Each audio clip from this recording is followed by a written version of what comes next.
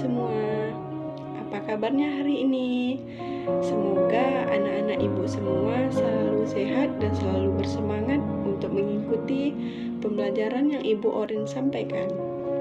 Anak-anak, hari ini kita akan belajar tematik muatan IPS tentang kenampakan alam dan pemanfaatannya, serta ciri-ciri sumber daya alam. Namun, sebelum kita masuk pada pembelajaran hari ini, alangkah lebih baiknya kita membaca basmalah bersama-sama. Bismillahirrohmanirrohim. Kira-kira anak-anak ibu tahu nggak ya apa ini maksud dengan kenampakan alam?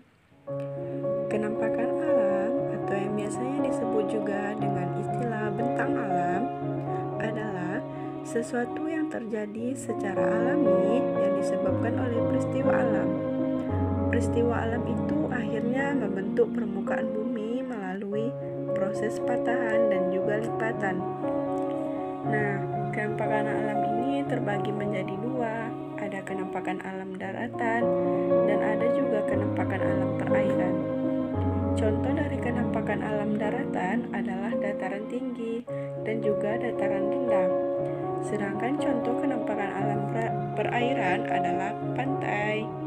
Yang pertama kali akan kita bahas adalah dataran tinggi. Kira-kira siapa yang pernah pergi ke Puncak Bogor, Jawa Barat? Nah, Puncak Bogor, Jawa Barat merupakan salah satu contoh dari dataran tinggi yang ada di Indonesia. Kira-kira apa ya yang dimaksud dengan dataran tinggi?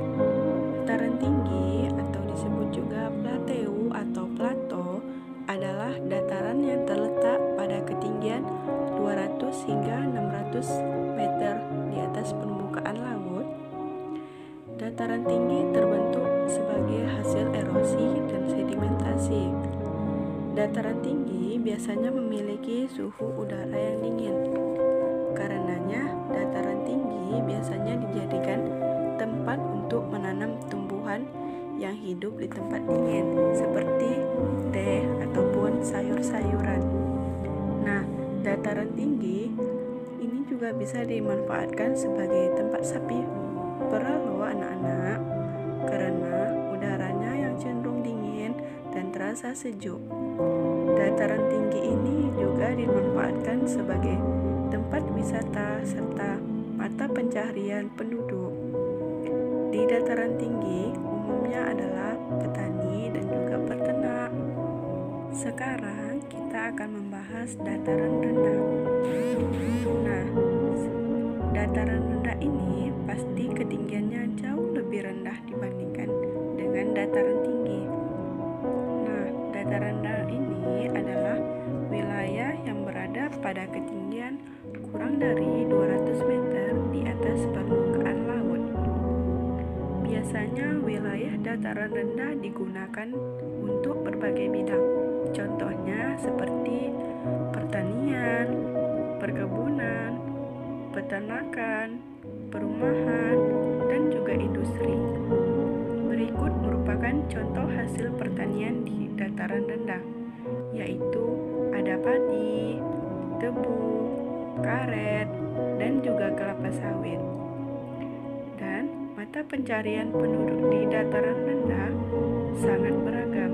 Contohnya adalah petani, peternak, dan pegawai perusahaan.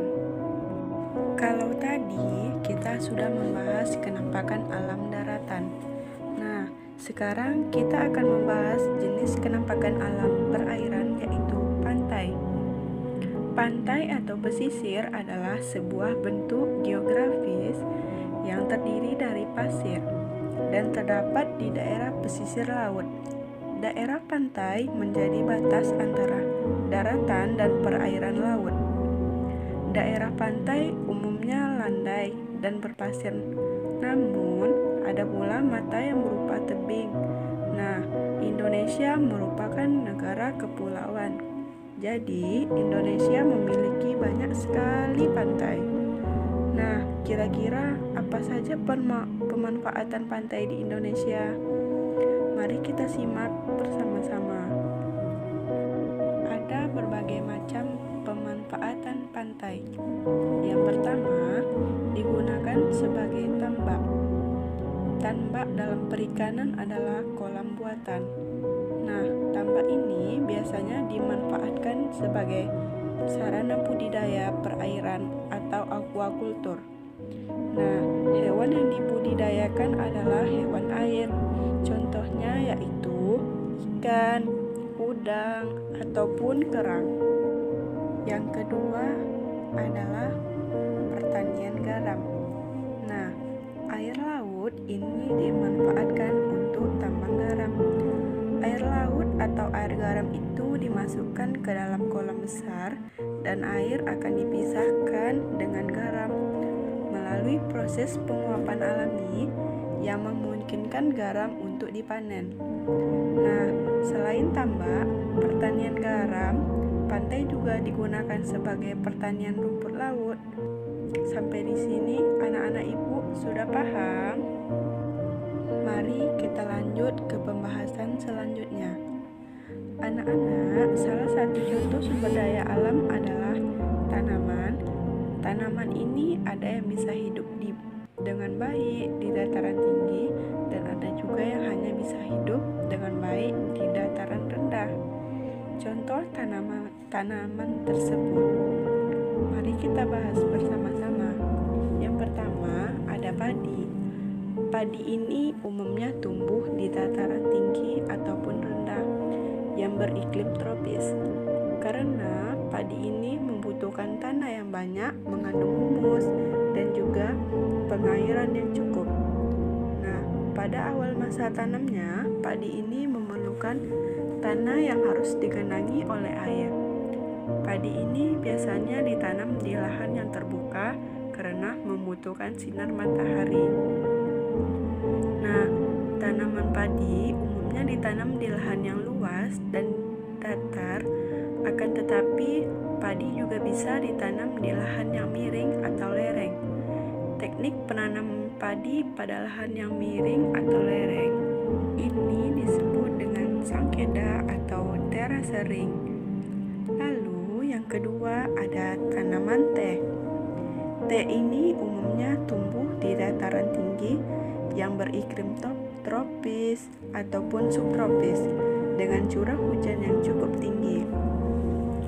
Nah, tanah yang cocok untuk tanaman teh adalah tanah yang mengandung banyak humus. Berbeda dengan padi, teh ini tidak memerlukan banyak air. Pada saat masa awal tanam, semakin tinggi daerah penanaman teh, maka semakin tinggi juga kualitas teh yang dihasilkan. Simpulan pada pembelajaran hari ini adalah kenampakan alam atau bentang alam terbagi menjadi dua, yaitu daratan dan juga perairan. Untuk wilayah daratan itu meliputi dataran rendah dan dataran tinggi, sedangkan wilayah perairan itu adalah pantai. Nah, kenampakan alam itu terbentuk dari peristiwa alam yang melalui proses patahan dan juga lipatan. Dari proses patahan dan lipatan itu, kemudian membuat permukaan bumi memiliki tonjolan serta cekungan. Nah, tonjolan ini biasanya berbentuk pergunungan dan cekungan. Di permukaan bumi biasanya adalah lembah atau sungai. Anak-anak, alhamdulillah pembelajaran kita hari ini sudah selesai. Ibu Oren ucapkan terima kasih kepada anak-anak sudah menyimak dengan baik penjelasan yang Ibu Oren berikan. Semoga apa yang kita pelajari hari ini dapat bermanfaat dan anak-anak juga dapat memahami segala penjelasan yang Ibu Oren berikan. Oke, sebelum kita akhiri, kita tutup dulu dengan membaca hamdalah. Alhamdulillahirabbil alamin. Ibu Oren akhiri, wabillahi taufiq wal hidayah. Wassalamualaikum warahmatullahi wabarakatuh.